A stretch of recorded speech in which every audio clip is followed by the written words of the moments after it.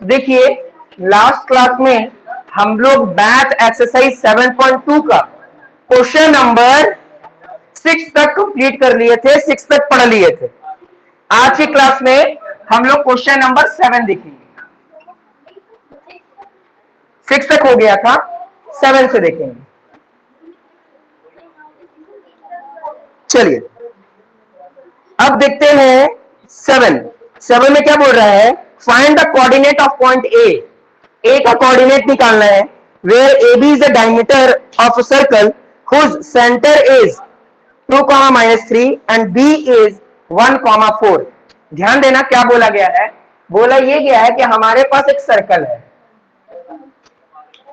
ठीक है, एक हमारे पास सर्कल है और इसका सेंटर है और यहां से एक डायमीटर आ रहा है ए बी नाम का, ए और B.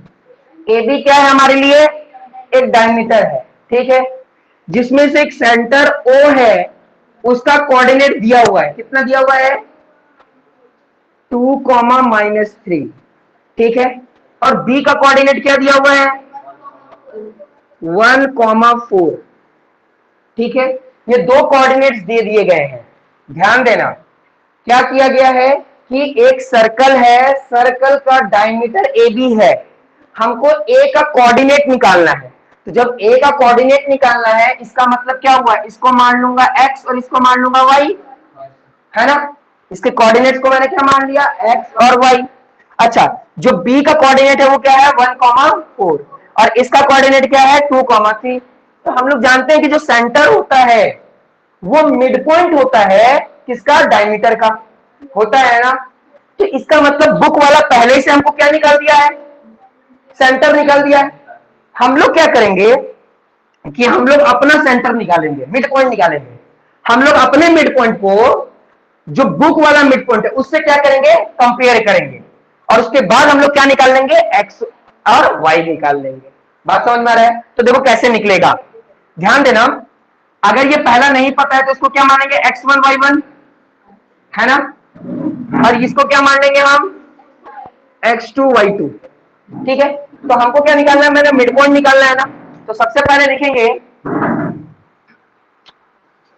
Centre of a circle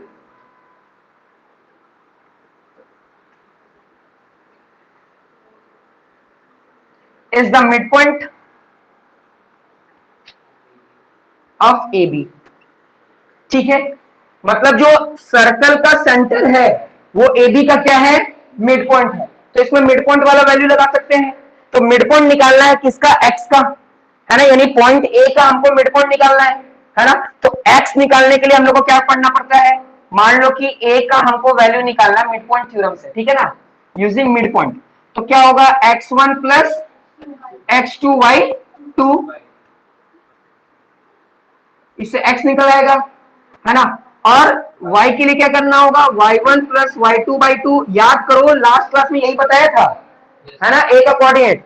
अगर x का मिड पॉइंट निकालना है तो क्या करना होगा, x1 प्लस x2/2, और y निकालना है तो y के लिए क्या करना होगा, y1 प्लस y2/2, ठीक है। तो अब देखो x1 मेरे लिए क्या है, x ही है, ठीक है, x2 क्या है 1 है बाई 2, y1 देखो मेरे लिए क्या है, y है, ठीक है, और ये क्या मेरे लिए 4/2। तो अभी तो आगे सॉल्व हो नहीं रहा है ना। हम लोगों ने x क्या निकाला, x प्लस 1/2, y क्या निकाला, y प्लस 4/2, ठीक है। लेकिन हम लोगों को मिड पॉइंट क्या दिया गया था 2, -3। तो अब हम लोग क्या करेंगे, अपने वाले मिड पॉइंट को बुक वाले मिड पॉइंट से क्या करेंगे, कंपेयर करेंगे, ठीक है।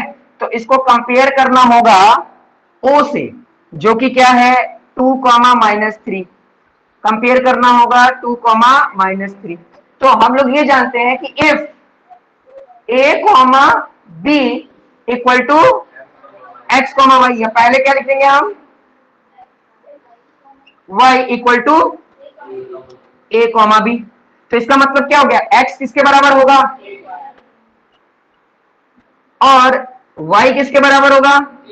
बात समझ में आ रहा है कि नहीं, ठीक है। तो हमारा x, ये हमारा पहला वाला x था, ठीक है, ये हमारा क्या था x और ये क्या था, y का कोऑर्डिनेट है, ठीक है। तो x हमारा आया x plus 1/2 equal to a, पहला वाला a यानी 2।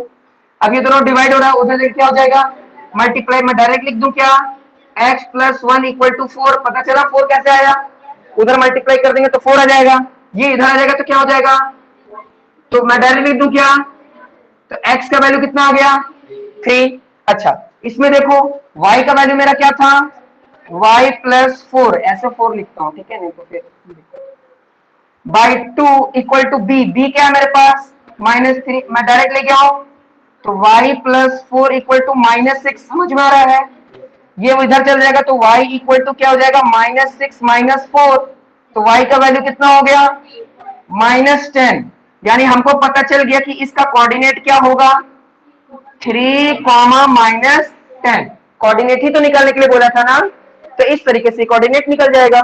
जल्दी से समझने की कोशिश करो और क्या डाउट है तुरंत पूछो।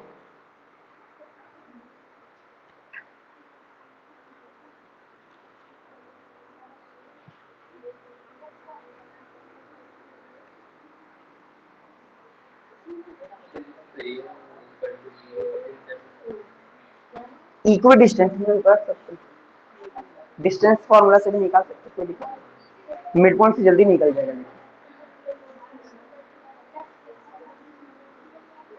नहीं आया, आ गया सभी को, तुम्हें जी आया, तुम्हें झूठ बोल रहे हो ना,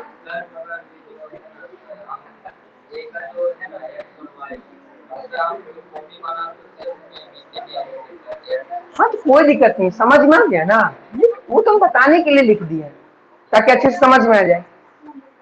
तुम दोनों को जी उधर, तुम लोगों को, तुम लोगों को, तुम लोगों को पक्का कोई डाउट नहीं है, आगे तुम समझ में, ठीक, मिटा दू तभी से, चलिए तो बन गया क्वेश्चन नंबर 7, बनाते हैं क्वेश्चन नंबर 8,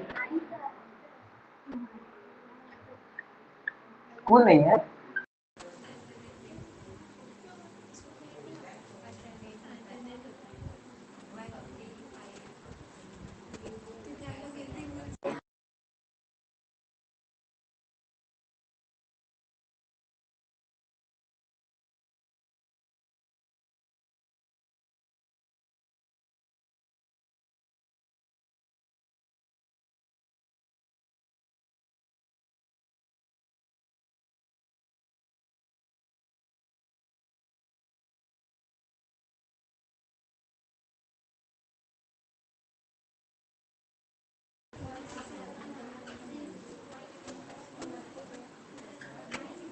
क्या वो लगा दिए हैं, हाँ नहीं लगाए हैं, उनका भी 25 तारीख को प्लान है,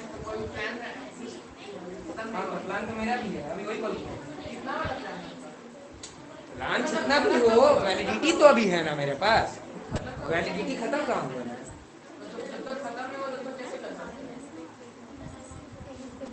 चलिए तो क्वेश्चन नंबर 7 क्लियर हो गया, देखते हैं क्वेश्चन नंबर 8 क्या है। क्वेश्चन नंबर 8 में देखो, देखो क्वेश्चन नंबर 8 में क्या लिखा हुआ है, if A and B are, उसका कोऑर्डिनेट दिया -2, -2 and 2, -4 respectively, find the coordinate of P such that AP equal to 3/7 AB and P lies on this line segment AB। ध्यान देना, एक हमारे पास लाइन सेगमेंट, ध्यान दो, एक हमारे पास लाइन सेगमेंट है A और B, इन दोनों के बीच में एक पॉइंट आ रहा है T नाम का, और वो क्या कर रहा है, इस AB को कितने रेशियो में बांट रहा है 3/7। इसका मतलब क्या हुआ, इसका मतलब तो यही हुआ ना, इसका 7 भाग होगा, है ना, और आगे ये कितना भाग में कट गया, तो पीछे कितना भाग हुआ होगा, 4 ही ना हुआ होगा। अगर आगे वाला 7 में से 3 भाग लिया है, आगे वाला 7 में से कितना भाग लिया है 3 भाग, तो पीछे वाला कितना लिया होगा 4 भाग। अब जिसको नहीं समझ में आया उसको मैथमेटिकल कैसे सॉल्व करेंगे, ध्यान दो, हम लोग को बुक में दिया हुआ है कि AP इक्वल टू 3/7, AP कितना है 3/7, हम निकालना चाहते हैं क्या PB, तो पीबी कैसे निकलेगा? अगर मैं पूरे एबी में से अगर एपी माइनस कर दूं तो पीबी निकल जाएगा, है ना? बात समझ में आ रहा है कि नहीं आ रहा है? ठीक है, तो एबी हमको नहीं पता, इसका मतलब वो क्या हुआ, ये जो होगा वो हमारा 1 ही होगा, है ना? 1 ही होगा, तो इसको हम एबी लिख देते हैं। और एपी जो है वो कितना है? एपी जो है वो 3/7 एबी है, मतलब एबी का वो कितना भाग है? 3/7। अच्छा, नीचे कुछ नहीं है तो क्या मानेंगे? एलसीएम लेंगे तो कितना आ जाएगा? यहाँ क्या आ जाएगा? 7ab minus 3ab। समझ में आ रहा है कि नहीं एलसीएम? ठीक है, ये तो पीबी आएगा। अब देखो पीबी यहाँ कितना हो जाएगा? 4ab/7। देखो बात आ रहा है ना? पीबी कितना आ गया? 4 बार। अभी भी अगर क्लियर नहीं समझ में आ रहा है तो हम लोग क्या करेंगे? एपी अपॉन पीबी कर लेंगे। तो एपी कितना है? 3/7। पीबी कितना है? 4/7। रेसिप्रोकल करेंगे, 7 कट जाएगा, कितना आ गया? 3/4। यानी ये वाला जो भाग होगा वो होगा 3 और ये वाला क्या होगा? 4। बोले समझ में आया कि नहीं? अगर डायरेक्ट आ रहा है तो इतना करने की जरूरत नहीं, ये उन लोगों के लिए था जो थोड़ा सा लेट कमर्स है। बात समझ में आया? जिनको थोड़ा सा लेट है या फिर सोच रहे हैं कि सर ऐसे कैसे हो जाएगा, है ना? कैसे आप अपने मन से मान लिए, तो उनके लिए मैं बता दिया कि किस तरीके से आया। समझ में आया कि नहीं आया? ऑब्वियस सी बात है कि पूरा का पूरा कितना भाग था? 7। एपी कितना ले लिया? 3 भाग। तो पीबी कितना लेगा? 4 भाग। घर में अगर 7 समोसा आया है, 3 समोसा ले लिया एपी, तो पीबी कितना लेगा? 4 ही लेगा ना। बात समझ में आया कि नहीं? ठीक है, तो ये हो गया पूरी बात। अब ए का कोऑर्डिनेट हम लोग को पता है। ए का कोऑर्डिनेट क्या है जरा बताओ? और बी का कोऑर्डिनेट? ठीक है, तो ये मेरा क्या हो जाएगा? x1 y1। ये क्या हो जाएगा? x2 y2। क्योंकि सेक्शन फॉर्मूला लगा रहे हैं और इसमें हम लोग को रेशियो पता ही है ना? 3:4। तो ये क्या हो जाएगा? m1 m2। अब कोई हमको रोक सकता है निकलने से? हाँ, p का कोऑर्डिनेट निकालने से कोई रोक सकता है? निकल जाएगा पक्का। बस p का कोऑर्डिनेट मान लेना x और y जो भी होगा, ठीक है? p का कोऑर्डिनेट क्या मान लेना? x y, है ना? जब x का कोऑर्डिनेट निकालोगे तो सेक्शन फॉर्मूला लगा देना, और जब p निकाल रहे होगे यानी y, तो उसके लिए सेक्शन फॉर्मूला लगा देना, निकल जाएगा पक्का।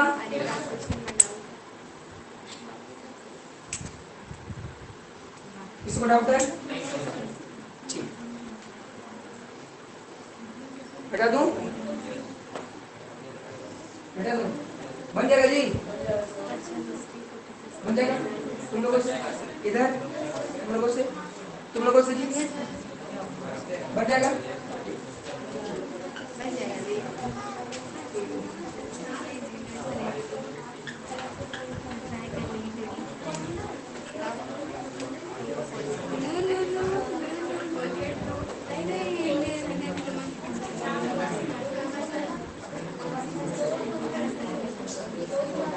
चलिए क्वेश्चन नंबर सेकंड लास्ट, यानी क्वेश्चन नंबर 9 देखते हैं। क्या है क्वेश्चन नंबर 9 में? देखो, find the coordinates of the point which divides the line joining -2, 2 and 2, 8 into 4 equal parts. ये भी बहुत इजी है। क्या है ध्यान देना, एक लाइन है हमारे पास, ठीक है, ए बी नाम का, ए बी, ठीक है? इसके कोऑर्डिनेट्स दिए गए हैं क्या? -2, 2 और 2, 8।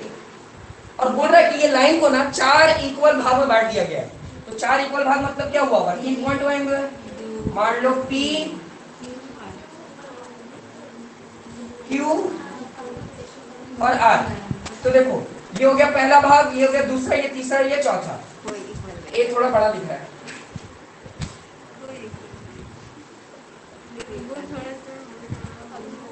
अब क्या स्केल से नापूं? ये सारे क्या है? Equal parts.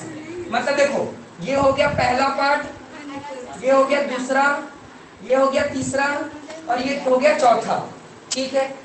सकीना तुम बताओ इसका रेशियो क्या हुआ होगा? Very good. किसी भी तरह का डाउट है सकीना से मिलो। नहीं पढ़ रही हो, ठीक है, समझ में आ गया, ठीक है। तुम बता दो जी मुझे, सेकंड का क्या होगा रेशियो? 2:2, समझ में आ रहा है? तुम बताओ जी। नहीं, तुम बताओ इसका रेशियो क्या है? 3:1। तो ध्यान देना, अगर आप P का कोऑर्डिनेट निकाल रहे थे तो P के कोऑर्डिनेट को हम लोग मान, क्योंकि ये तो हमारा x1 y1 होगा और ये हमारा x2 y2 होगा, तो इसको हम लोग क्या कर लेते हैं, इसको मान लेते हैं x और इसको मान लेते हैं y। एक तो हो गया xy, निकाल लो। एक क्या निकाल लेंगे, x0 y0, है ना, और एक को निकालेंगे x डैश और y डैश। अगर घट जाएगा तो x अल्फा y अल्फा, घट जाएगा तो x बीटा y बीटा। समझ में आ रहा है ना? ऐसा निकाल, हाँ बात समझ में आ रहा है? अब देखो, इसको निकालने का दो तरीका है। एक तो बकायदा जो हम लोग सेक्शन फॉर्मूला समझे, तो अगर हमको P का कोऑर्डिनेट निकालना है तो P के कोऑर्डिनेट को अगर निकालना है हमें, यानी x और y अगर निकालना है P के लिए, ठीक है, तो हमको क्या पता है 1:3, तो 1 मेरा हो जाएगा m1 और ये हो जाएगा m2, होगा ना? और पहला वाला x1 y1 x2 y2 है ही, तो उसके मदद से हम लोग निकाल लेंगे x2, निकल जाएगा कि नहीं? अच्छा, अगर हम सेकंड निकाल रहे होते, है ना, अगर हम q निकाल रहे होते तो q का क्या निकाल रहे होते, x0 और y0, तो x0 y0 के लिए मेरे लिए क्या होता 2:2, मतलब ये क्या हो जाता मेरे लिए m1 और ये क्या हो जाता m2, तो m1 m2 है ही तुम्हारे पास और x1 y1 x2 y2 है ही तुम्हारे पास, निकल जाएगा कि नहीं निकल जाएगा? अच्छा, जब हम लोग r निकाल रहे होते तो x डैश y डैश, ठीक है, तो इसमें क्या हो जाता 3:1, यानी m1 m2 x1 y1 है, x2 y2 है और m1 m2 है, तो इससे भी मेरा x डैश और y डैश निकल जाता। एक तो ये तरीका है जो जेन्युइन है, ठीक है, और एक क्या है जो टाइम को बचाएगा, सेव करेगा। अब देखो उसके लिए क्या करेंगे हम, अगर रेशियो हमको नहीं बनाना होता, बिना रेशियो के, ठीक है, तो रेशियो हटा देते हैं, तो या तो रेशियो से बनाते हैं या तो मिड पॉइंट से बनाते हैं, ठीक है। तो अब देखो यहाँ पर क्या है, हम लोग जानते हैं कि Q जो है वो मिड पॉइंट है किसका, AP का, AB का, है ना, क्या है, Q is the mid point of, Q is the, AB के बीच में आ रहा है कौन, Q, और Q का हमको क्या निकालना है, कोऑर्डिनेट निकालना है, तो Q को हम लोग मान क्या रखे हैं, x0 और y0, तो मिड पॉइंट थ्योरम से निकाल लेंगे। तो मिड पॉइंट थ्योरम क्या बोलता है, x1 प्लस x2/2 और y1 प्लस y2/2, तो x1 क्या है मेरे लिए -2 प्लस x2 क्या है 2/2, y1 क्या है मेरे लिए 2 और ये क्या हो जाएगा 8/2। बात समझ में आ रहा है कि नहीं? ठीक है, ये प्लस माइनस क्या हो गया, तो क्या हो गया 0/2, ये दोनों क्या हो गया 10/2, तो 0 को इससे डिवाइड करोगे तो क्या आ जाएगा, तो हमको पहले का कोऑर्डिनेट पता चल गया, हमको ये पता चल गया कि Q का कोऑर्डिनेट क्या आएगा 0,5। ये किससे निकाले हम लोग, मिड पॉइंट से निकाले, ये किससे निकाले, मिड पॉइंट से। अगर मिड पॉइंट से नहीं निकालना होता तो हम लोग इसका रेशियो लेते 2:2 वाला, है ना, और सेक्शन फॉर्मूला से निकाल लेते। समझ में आ रहा है कि नहीं आ रहा है? ठीक। अच्छा, अगर हम P लिए होते, ये तो मेरा निकल गया, ये मेरा क्या हो गया अब 0,5। जब हम P निकाल रहे होते तो कैसे बोल सकते हैं कि P is the mid point of AB, नहीं, P AB का मिड पॉइंट थोड़ी ना है, P तो AQ का मिड पॉइंट है, तो यहां पर लिखना पड़ेगा कि P is the mid point of AQ, AQ का मिड पॉइंट है कौन, P, तो P का कोऑर्डिनेट का क्या नाम था x और y। तो इसका मिड पॉइंट निकाल रहे हैं तो क्या हो जाएगा x1 प्लस x2/2 और y1 प्लस y2/2। अच्छा इस केस में x1 तो यही रहेगा और y1 यही रहेगा, लेकिन x2/2 ये ना हो करके ये हो जाएगा। बोलो समझ में आ रहा है कि नहीं? क्योंकि अब इन दोनों का मिड पॉइंट निकाल रहे हैं ना, तो ये मेरा x1 y1, ये मेरा x2y2। बात समझ में आ रहा है? तो x1 है मेरा -2 और y1 क्या है, x2 क्या है मेरा 0, y1 क्या है 2 और ये क्या है 5/2। इन दोनों को करेंगे क्या आ जाएगा -2/2 और ये क्या आ जाएगा 7/2। तो काटेंगे क्या आ जाएगा -1 और यहाँ 7/2 भी लिखो या 3.5 लिख दो। बात समझ आए? लेकिन 7/2 ज्यादा बेटर है। बोलो समझ में आ रहा है कि नहीं आ रहा है? सर अगर पता नहीं होता तो 0,5 अगर निकालना, हम ये भी पहले नहीं निकालते, पहले ही एक ही निकालते। तो अगर ये तुमको ये पहले निकालना चाहती है तब तो ये मिड पॉइंट से नहीं निकलता, तब तुमको रेशियो से ही निकलता। अच्छा क्वेश्चन समझ में आया कि नहीं? देखो जो बोल रही है एकदम सही बोल रही है, बोल रही है कि अगर मैं पहले यही निकालना चाहूँ तो क्या मिड पॉइंट से निकलेगा? कभी नहीं निकलेगा, क्योंकि पहले मिड पॉइंट वाला निकालना होगा। क्लियर है ना? चलिए अब हम लोग इसकी बात करेंगे। किसकी? ये तुम लोग को पता चल गया क्या? Very good. तो इसके लिए बस बता देता हूं मिड पॉइंट क्या होगा, है ना? R is the mid point of QB। और फिर जब हम R निकाल रहे होंगे तो किसका निकाल रहे होंगे? X डैश और Y डैश, और मिड पॉइंट लगा देंगे। बोलो बन पाएगा कि नहीं? पक्का सभी से बन जाएगा? हार्ड है या इजी है? पक्का? तो देखो दो तरीका है, या तो सेक्शन फॉर्मूला से या मिड पॉइंट से, लेकिन मिड पॉइंट थोड़ा ज्यादा शॉर्टकट है, जल्दी बन गया है। एमसीक्यू में ये नहीं बोल रहा है कि कौन मेथड से बना, एमसीक्यू में बोल रहा है कि आंसर सही लगा, टिक सही लगा। बात समझ में आ गया? हाँ, कहीं आपको बंदिश में डाल दिया तब बात अलग है, ये बोल देगा सॉल्व करो बाय सेक्शन फॉर्मूला, तो आपको सेक्शन फॉर्मूला से। लेकिन एमसीक्यू में कैसे आएगा? एमसीक्यू में तो सिर्फ टिक करना है, देखना थोड़ी जा रहा है। बात समझ में आया कि नहीं? जल्दी से देख लीजिए, किसी तरह का डाउट है तुरंत पूछिए।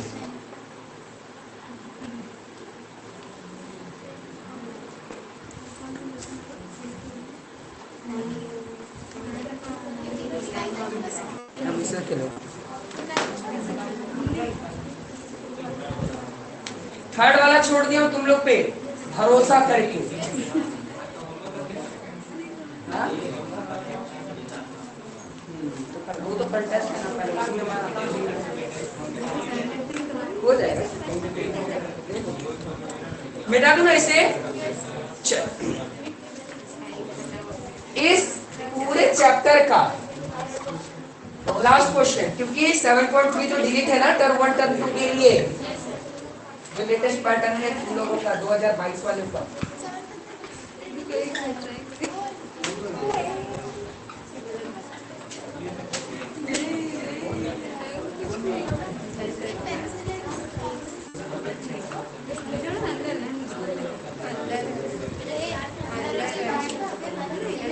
चलिए तो देखते हैं लास्ट क्वेश्चन, क्वेश्चन नंबर 10। देखिए क्वेश्चन नंबर 10 में क्या है? Find the area of rhombus if its vertices are 3, 0, 4, 5, -1, 4 and -2, -1 taken as order। मतलब लाइन बाय लाइन लेना है। और बोल रहा है कि एरिया ऑफ rhombus ना half into D1 into D2 वाला ही लगा के दिखाना, यानी पहले ही बोल D1 और D2 से ही निकालना। तो हमारे पास क्या है? rhombus है, पैरेललोग्राम rhombus।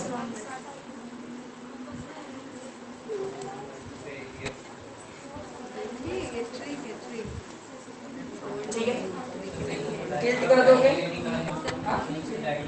बता दो, ये A है, ये B है, ये C है और ये D है। तो A का कोऑर्डिनेट क्या है? 3, B का C,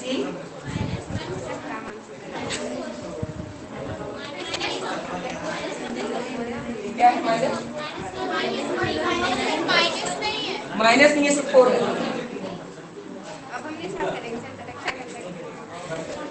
और D -2 माइनस,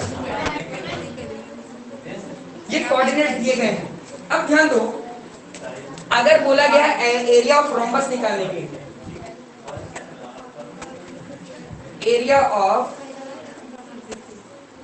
रोम्बस ABCD, तो फॉर्मूला क्या होता है, ध्यान देना, half into D1 into D2, half का हाफ, D1 का मतलब क्या हुआ, डायगोनल वन, डायगोनल वन कौन सा हो गया, AC, और D2 क्या हो गया, BD। मतलब हमको क्या करना है कि AC और BD निकालना है, यही निकालना है ना। तो AC और BD का मतलब क्या है, डिस्टेंस ही तो निकालना है, AC और BD, सॉरी, बात समझ में आया। इसका मतलब क्या है, डायगोनल यही ना हुआ, तो डायगोनल का मतलब क्या हुआ, हमको उसका डिस्टेंस ही तो निकालना है, यानी हमको क्या निकालना है, डिस्टेंस ऑफ AC और डिस्टेंस ऑफ BD। तो इस सेक्शन वाले में डिस्टेंस वाला फॉर्मूला आ गया है ना, याद आ रहा है क्या। तो हम लोग को क्या निकालना है, डिस्टेंस ऑफ AC, फॉर्मूला होता है √x2 माइनस x1 का square plus y2 minus y1 का स्क्वायर, यही होता है ना। चलो एज्यूम कर लेते हैं, ये मेरा x1 होगा, ये मेरा y1, ये मेरा x2 और ये मेरा y2। तो क्या बोला गया है, x2 मतलब -1 माइनस 3 का होल स्क्वायर, क्या बोल रहे हो, ये वाला माइनस तो लगाना पड़ेगा ना बाबू, है ना, ठीक है। y2 मतलब 4 माइनस 0 का स्क्वायर, सॉल्व करते हैं, माइनस माइनस क्या होगा, प्लस हो गया, वैसे रहेगा -4 का स्क्वायर, तो आंसर तो 16 ही ना आएगा, समझ में आ रहा है कि नहीं, पक्का, चलिए, प्लस ये भी तो वही होगा ना 16, तो आंसर कितना आ गया, √32, इसको छोटा करें तो कितना आ जाएगा, 4√2, सबको आता होगा समझ में, पक्का, ठीक। अब हम लोग क्या करेंगे, distance of BD, x2 minus x1 का whole square, y2 minus y1 का होल स्क्वायर। इस केस में क्या करूंगा, इसको मान लूंगा x1 और इसको मान लूंगा y1, और इसको मान लूंगा x2 और इसको मान लूंगा y2। वैल्यू को क्या करना है, सब्स्टिट्यूट। तो x2 क्या है हमारा, -2 माइनस 4 का होल स्क्वायर, y2 क्या है, -1 माइनस 5। देखो ये -y2 है और ये वाला माइनस यहाँ पर, और y1 कितना है 5, तो यहाँ 5 लगाए। बात समझ में आ रहा है ना, हाँ लगाए, बात समझ में आ गया। अब देखो, ये देखो माइनस माइनस हो गया प्लस, यानी प्लस तो करेंगे लेकिन -6 का होल स्क्वायर आएगा, तो -6 का होल स्क्वायर करोगे तो -6 इंटू -6, 6 6 36 हो गया, माइनस माइनस कैंसिल हो जाएगा, इसलिए मैं डायरेक्ट यहाँ पे क्या लिख दिया हूँ, यहाँ पे भी क्या हो जाएगा, दोनों में 36 आ गया, तो इसका मतलब क्या हो गया, 72 है ना, 72 छोटा करेंगे तो क्या आ जाएगा, 6√2। बात समझ में आ रही कि नहीं, समझ में आया। अच्छा अब देखो, हाफ का हाफ लगाए इनटू, ये देखो AC कितना आया 4√2, BD कितना आया 6√2। तो ध्यान दो, हाफ का हाफ काट दिए, 4 को जब 6 से मल्टीप्लाई करेंगे तो कितना आ जाएगा, और √2 तो कितना आ गया 48, और 48 को जब हम लोग कैंसिल करेंगे तो कितना आ जाएगा 24, क्योंकि एरिया निकाल रहे थे, सेंटीमीटर नहीं होगा, यूनिट स्क्वायर। बात समझ में आया, यूनिट स्क्वायर। समझ में आया ये क्वेश्चन कैसे सॉल्व हुआ, लेकिन आप लोग को ऑप्शन में रहेगा 42, 45, 24, 49, ठीक है। तो इंसान हो गए तो 24 में, और इंसान हो लेकिन पढ़ते नहीं हो तो 24 को छोड़ करके कोई भी, दोनों केस में इंसान तो रहोगे, लेकिन जो 24 लगेगा ना वो इंसान प्लस पढ़ने वाला इंसान, और जो गलती पर टिक लगाएगा वो इंसान प्लस ना पढ़ने वाला इंसान। समझ में आया? तो फाइनली 80 क्वेश्चन सॉल्व करवा दिया है ना। और जो सबसे इम्पोर्टेंट मतलब लग रहा था कि वो तुम लोग बना सकोगे हाथ से, तो बता दिया, उसका तुम लोग करना था ना।